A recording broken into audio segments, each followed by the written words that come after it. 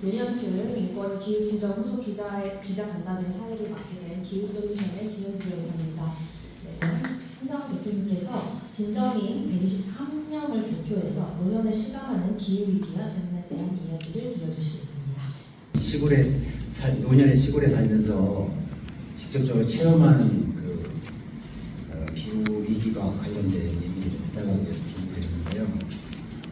저는 2006년도에 귀촌을 했습니다. 서울에 살다가 2006년도에 귀촌, 지금 19년째 살고 있는데요. 충주시 산청면에 조그만 80호 정도 되는 마을에 살고 있고요. 거기서 이제 골짜기 밀목골이라는 작은 골짜기에 800여 평 농사 지으면서 주로 작업을 하고 그리고 일부는 이제 인들한테 판매하고 이렇게 살고 있습니다. 한 20년 가까이 살면서 정말 이렇게 피부적으로 되게 이 환경이 변화되는 걸 많이 느꼈는데, 도시에 살 때는 이게 콘크리트 바닥에 사니까 그냥 여름에 좀 더워지고 겨울이 따뜻하고 뭐 이 정도만 느끼는데요. 사실은 시골에 살다 보면 다양한 측면에서 변화를 느끼게 됩니다. 날씨와 관련해서는 예를 들어서 저희가 충주시하고도 한 5도 차이가 나거든요. 밤에 이렇게 차를 타고 온도가 한 5도 정도 차이가 나는데, 골짜기인데도 지금 에어컨을 설치를 해야 되는 상황이 됐습니다. 처음에 왔을 때는 선풍기도 없이 살았거든요. 선풍기도 없이 살았는데 몇 년간 참다가 도저히 못 참겠다. 집에 노인네도 있고 그래서 저보다 나이가 많은 이 장모님이 같이 살고 그래서 2018년도에 에어컨을 설치를 할 수밖에 없었습니다. 그리고 이제 가장 큰 날씨와 관련된 건 이 노동 시간이 굉장히 단축된다는 거죠. 그러니까 일할 수 있는 시간이 여름에 농사 지을 수 있는 시간이 굉장히 단축된다는 거죠. 10시가 되면 밖에 나갈 수가 없죠. 밖에 나갈 수가 없어서 새벽에 일어나서 조금 일하고, 그 다음에 이제 해가 떨어질 때죠. 나가서 일하고 하는 이런 것이 지금 한 10여 년 정도 되게 진행이 되어 왔고요. 그 다음에 이제 이 폭우가 마을에 7, 80대 노인들이 하는 얘기는 이 지역에 한 번도 수해가 없었다고 그래요. 수해가 없는 지역이거든요, 그 지역이.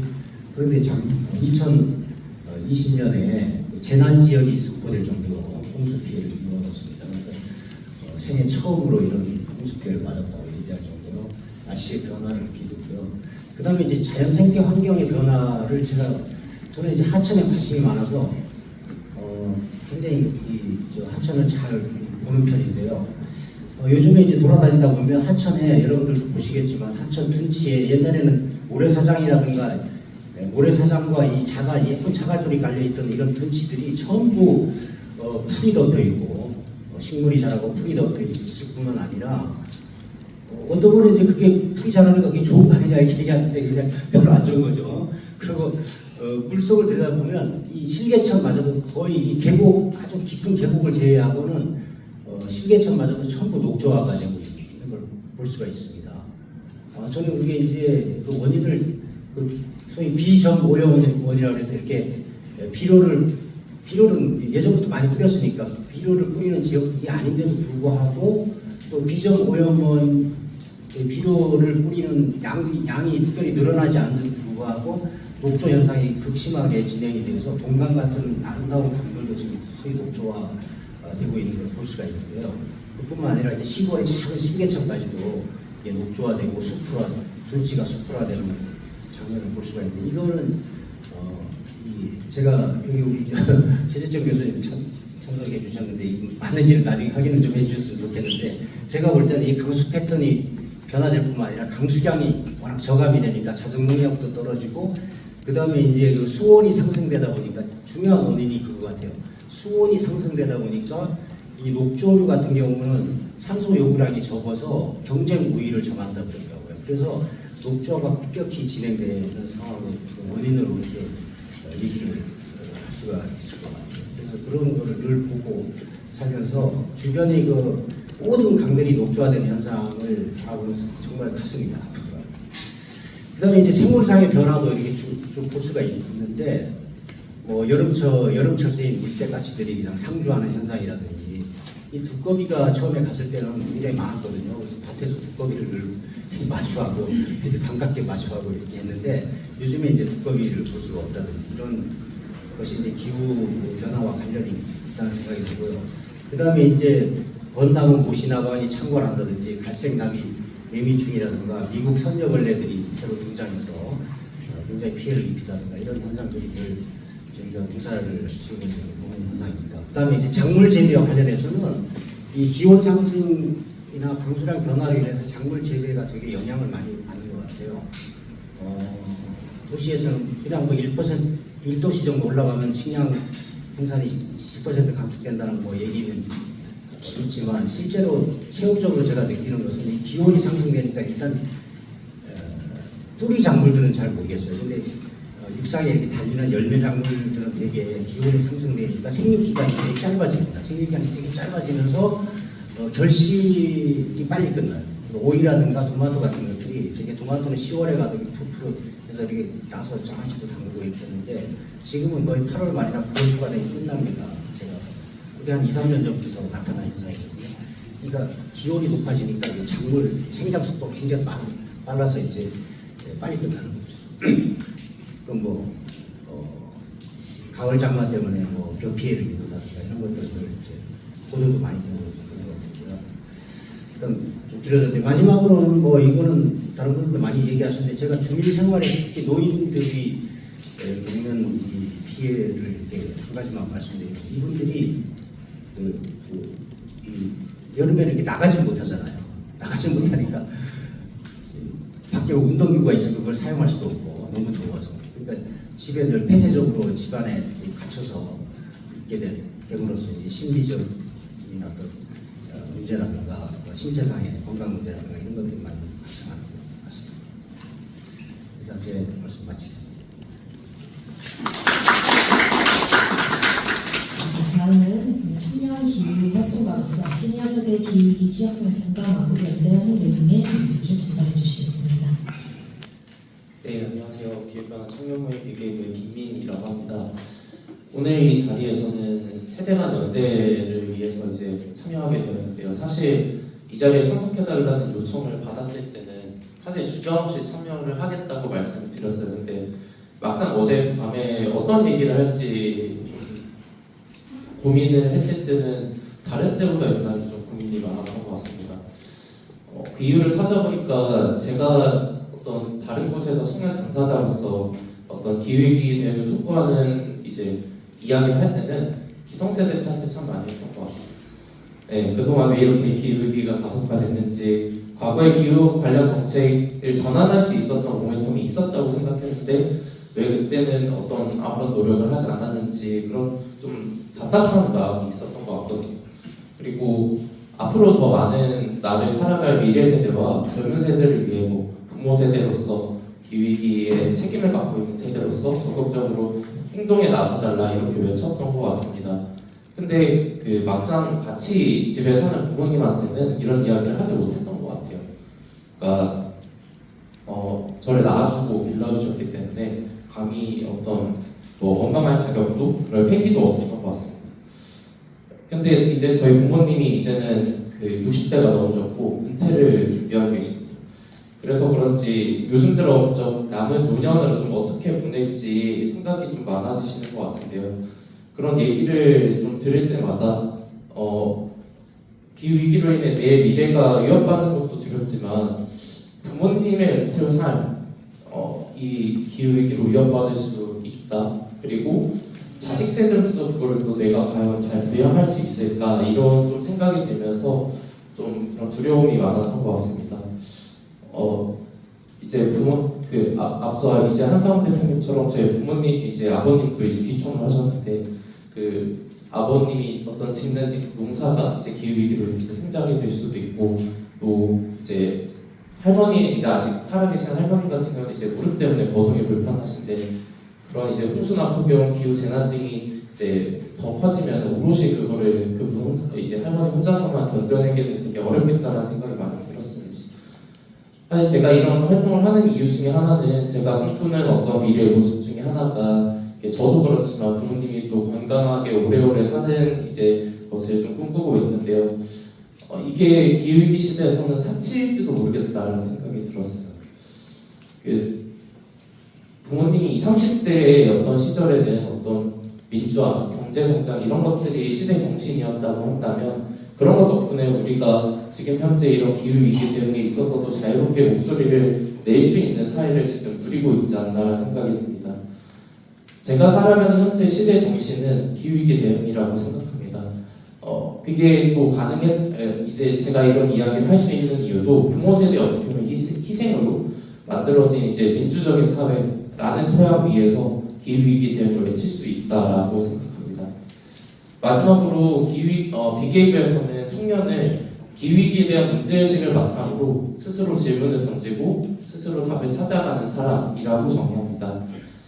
현재 기후위기 대응이 정말 충분하다고 생각하는지 국가를 향해 질문을 던지고 인권위에 진정을 내며 책임감 있는 행동을 이어가는 이제 60+ 기행동의 모든 분들이 저는 청년이라고 생각합니다.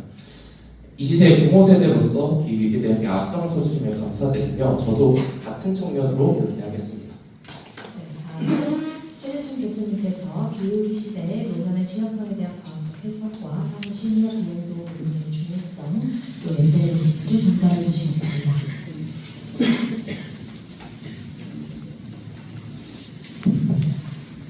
네, 저는 사과 말씀부터 드리면서 시작하게 되겠네요. 늦어서 죄송합니다. 시니어가 되니까 진짜 말 그대로 어슬렁어슬렁 오다가 늦었습니다.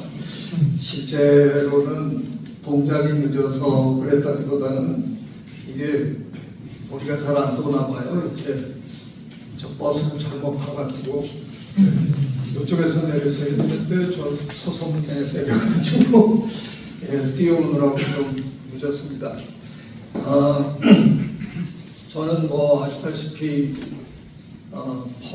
오래전부터 이 기후위기에 대한 얘기를 떠들고 살았습니다. 알고 전 미국 부통령님이 불편한 진실이라는 책을 쓰기 그 이전부터 저는 정말 떠들고 살았는데 글도 쓰고 그랬는데 그 코로나를 맞으면서 그래도 참 많이 달라졌다라는 걸 좀 느꼈었거든요. 그 전에 코로나 이전에 어디 불려가서 기후위기에 대한 강연을 하면 듣는 분들의 태도가 지금 경제가 이 모양이고 원자재 가격이 어쩌고 외환이 어쩌고 하는데 저 양반 참 편하게 산다. 기후 얘기나 하고 앉아있고 표정이 역력했어요. 그런데 코로나가 터지니까 제 입에서 먼저 나오는 게 아니라 청중에서 먼저 교수님이 코로나도 이게 기후 변화 때문에 생긴 겁니까? 그 질문이 굉장히 반갑더라고요. 그 얘기는 뭐냐 하면 그동안 저 같은 사람이 그렇게 열심히 떠들어댄 게 허사는 아니었구나 하는 걸 발견하는 순간이었어요. 행동으로 옮기지는 아직 않으셨지만 뭔가 이게 심각하다 하는 거는 이제 충분히 알아들었다는 얘기잖아요. 근데 재앙이 터지니까 이것도 기후? 제일 먼저 머리에 떠올리는 게 기후였다는 거죠. 그래서 헛수고는 아니었구나. 그러고는 사실 저는 코로나19 와중에 한 3년 가까이 가족의 원성을 한 몸에 받으면서 살았거든요. 바이러스도 돌아다니는데 왜 이렇게 싸돌아다니고 바이러스 뭉쳐서 집에 오나. 그래서 집에 오면 밖에서 털 들어오라고 해서 한참 벌써 들어갔는데 제가 왜 그렇게 싸돌아다녔을까요? 기회라고 생각했습니다. 들으시는구나. 계몽의 순간이라고 생각했습니다. 지금 얘기해드리면 확실하게 각인이 되겠구나. 그래서 저야 운전을 되도록이면 안 하려고 그러니까 버스 타고 지하철 타고 돌아다니면서 강연을 제가 한 3년 동안 한 500번을 했습니다. 약간의 사명감 같은 거를 막 느끼면서 바이러스 감염돼서 내가 어떻게 되더라도 지금이 그 순간이다 생각하고 열심히 돌아다녔는데요. 코로나가 거의 끝날 무렵에 우리는 대통령 선거를 치렀습니다. 근데 어떻게 된 놈의 나라가 유럽에서는 지금 기후 얘기를 하지 않으면 정치권의 존재 자체가 이게 가능한 게 아닌데 우리 대선에서는 기후 환경 얘기가 거의 완전히 전멸해 있더라고요. 뭐 딱 한 번 저 어느 후보가 아리백 얘기하고 어느 후보가 좀 당황했던 그 장면 빼놓고는 아무것도 없는 거예요. 그래서 아시다시피 제가 어쩌다가 좀 파워 유튜버가 됐는데요. 제 유튜브 채널에서라도 한번 이거를 이슈화해야 되겠다. 그래서 모든 후보들을 다 초청했습니다. 다 오셨습니다. 한 분만 빼놓고. 그 안 오신 분이 대본을 잡으셨습니다. 그분도 오셨더라면 뭔가 이 인식을 좀 하고 가셨지 않을까. 그런 아쉬움이 굉장히 많이 남아요. 총선이 또 다가오더라고요. 근데 제 옆에 앉아 계신 우리 유진 소장님이 우리 기후 정치 시민 물결 그런 또 모임을 만드셔서 저더러 참여하라 그래서 기쁜 마음으로 저도 참여했습니다. 이게 정치의 문제가 돼야만 하는 그런 시점에 우리는 온 거잖아요. 늦었습니다. 많이 늦었습니다. 그래서 그거 너무 좋다. 거기 참여해서 저도 뭐 힘을 좀 보태고 이러고 있는 와중에 제가 또 생각했어요. 결국은 우리가 아무리 노력해도 노인네들이 전혀 지금 인식을 못하고 있는데 그분들을 어떻게 설득해야 되는데 그래서 그런 제안을 막 하려고 그러는데 연락이 왔습니다. 60 플러스. 또 이것도 되는구나. 네, 그래서 또 기쁜 마음으로 오늘 여기 왔습니다. 네, 오늘 이제 먼저 말씀하시는 선생님들 얘기 들어보니까 뭐 제가 특히 보탤 얘기는 없는 것 같고요. 저도 어떻게 하다 보니까 이제 70이 돼갖고요. 이제 노인인데 착잡합니다. 지금 바로 제 옆에 젊은 청년 김민 씨가 앉아 계시지만 고개를 들기 민망하잖아요. 우리가 다 저질러 놓은 일에 이분들은 그냥 무기력감을 느낄 수밖에 없고 그래서 우울하다고 하고 그러니까 죄는 우리가 지어놓고 오늘 오면서 저도 약간 마음이 죄 지은 사람이 우리 돌봐달라고 얘기하는 게 옳은 건가 그런 생각은 약간 들었습니다. 근데 이게 어느 거는 옳고 어느 거는 그르고 지금 그런 상황이 아니잖아요.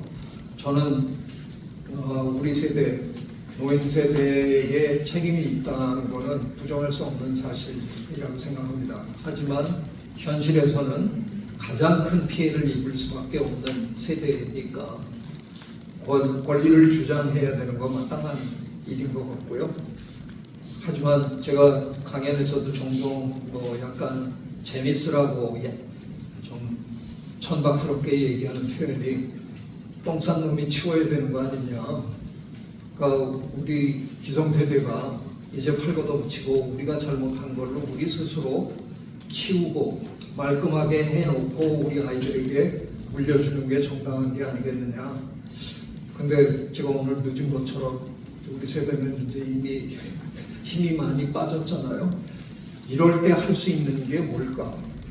대신할 수 있는 사람들을 내세우는 거잖아요. 그게 바로 정치인들이 제대로 이 문제를 이해하고 일을 할 수 있게끔 해야 되는 거죠. 그래서 저는 오늘 저도 거기에 가장 큰 방점을 찍고 싶습니다. 우리 60 플러스 우리 모임이 반드시 해야 되는 건 남은 한 2주간의 시간 동안에 이른바 정말 이상하게 피해 당사자이면서도 어디를 찍어야 되는지 이해도 못하고 있는 제 세대들을 각성시켜 주시는 게 굉장히 소중한 일일 거라고 생각합니다. 정치라는 게 저야 뭐 거기 발을 들여놓은 적이 없어서 참 어떻게 돌아가는 건지 가끔 이해 못할 부분이 너무 많지만 참으로 이상한 건 종종 자기를 더 힘들게 만드는 그런 집단들에게 표를 주는 사람들을 보고 앉아 있으면 정말 답답하거든요.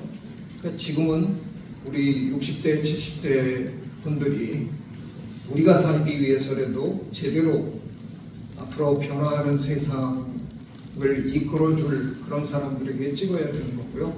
우리의 잘못을 좀 표현을 이렇게 해서 죄송합니다. 우리 김민 씨에게 이렇게 전가하는 차원에서 책임을 약간 회피하는 전략으로도 제대로 투표를 해야 이런 일들이 앞으로 해결될 수 있을 거다라는 생각이 듭니다. 그래서 저도 제가 할 수 있는 일 열심히 하겠습니다.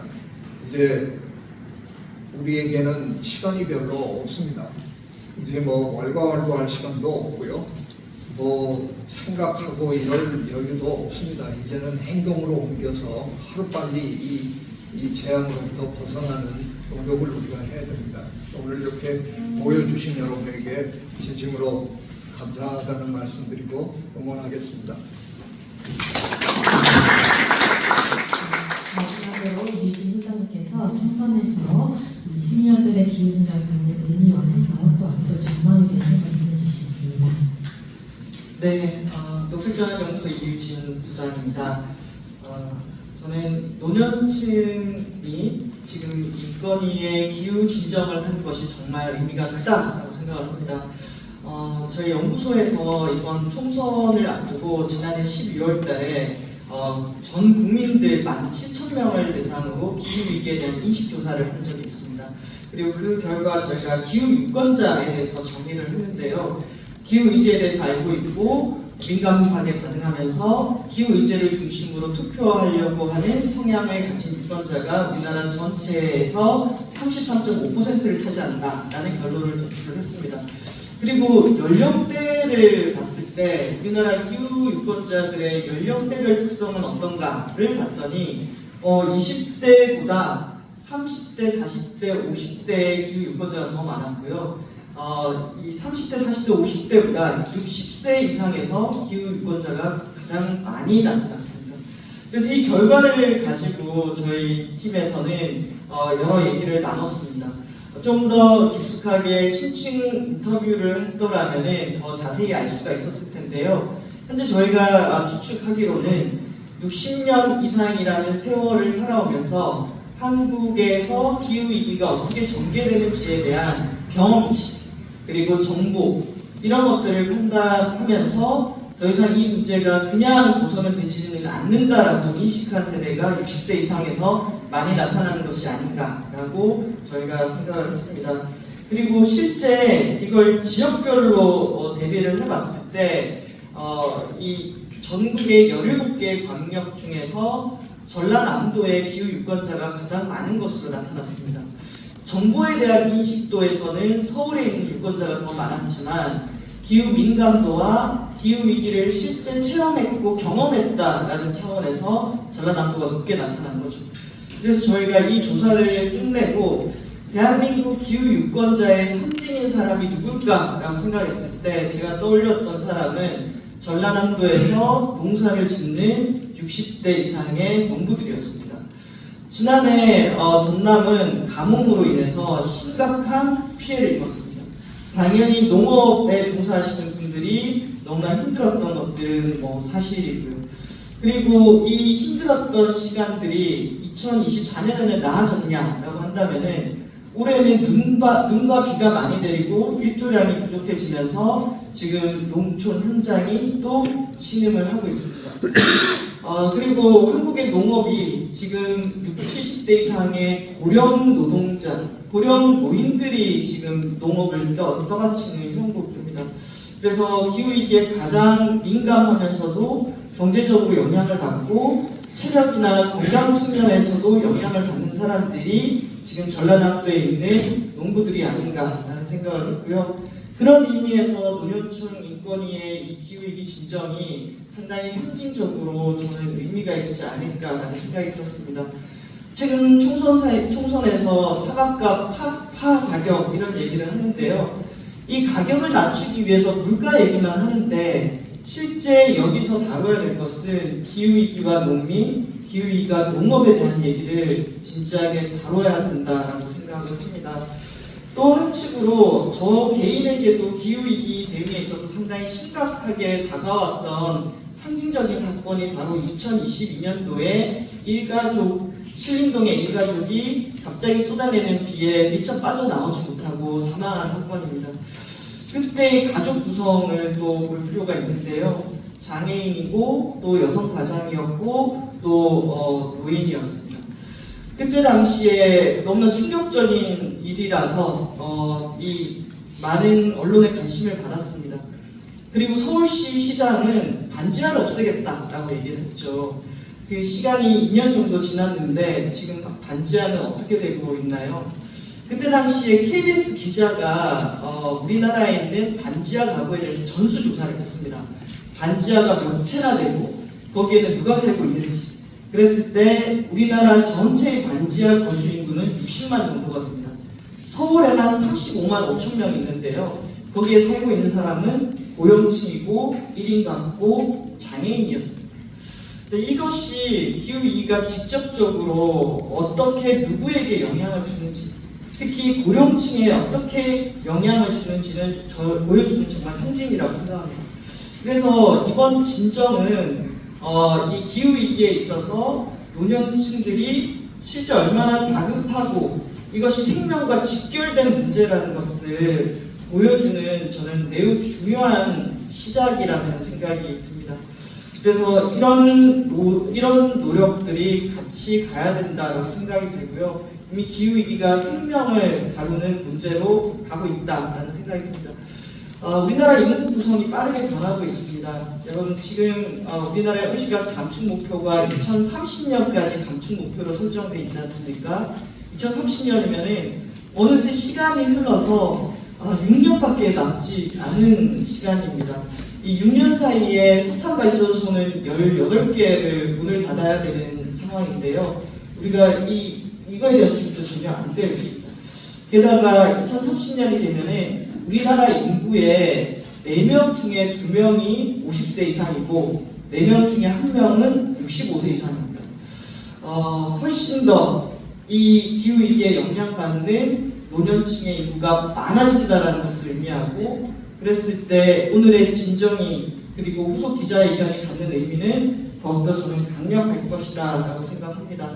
그래서 모든 세대의 기후위기가 다 영향을 미치지만 거기에 더 많이 영향을 받는 세대, 그리고 더 적은 책임이지만 앞으로 계속 영향받을 세대, 그리고 거기에 영향 미친 것에 대해서 이렇게 같이 이 반성을 하면서 함께 문제를 풀어가려고 하는 세대, 다양한 세대가 이 속에서 저희는 공존하는 것 같고요.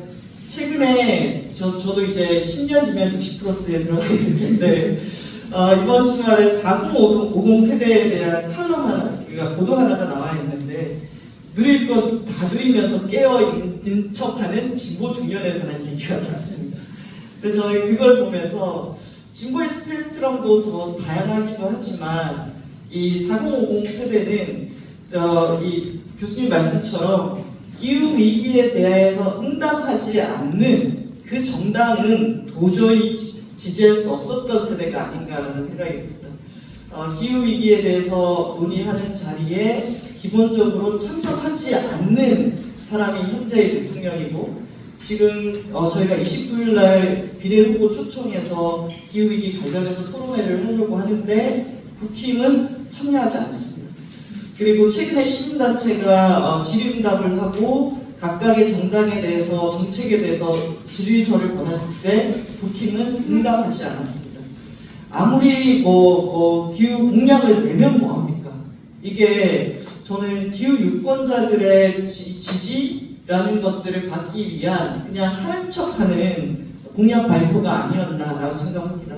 논의하는 장애도 나오지 않는 당에 기후 공약을 낸다고 해서 그것을 진정으로 믿어줘서는 절대 안 된다라는 얘기를 꼭 드리고 싶고요. 그래서 저희 4050 이 세대가 청년과 60+를 이어서 기후 문제가 같이 정말 모든 세대가 함께 죄책감으로만 아니라 여기 보면은 흔들리는 기후 속에서 희망의 꽃향기가 느껴질 때까지 희망의 마음을 품고 같이 할 수 있도록 저희가 허리 역할을 하겠습니다. 감사합니다.